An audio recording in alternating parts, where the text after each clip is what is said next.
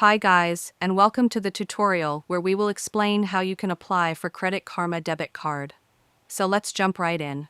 To apply for a Credit Karma Debit Card, you first need to create an account on the Credit Karma website or app.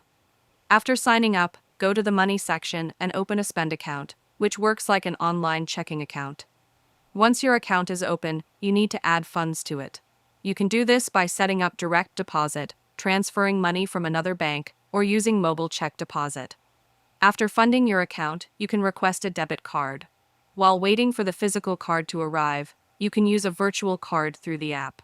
When you receive your physical card, activate it either through the app or on the Credit Karma website by entering the last 4 digits of your card and setting a PIN. This card has no monthly fees and allows free withdrawals at certain items. You can also get your paycheck early with direct deposit and earn rewards on eligible purchases. Make sure you're a US resident with a valid address, as the card is only available in the United States.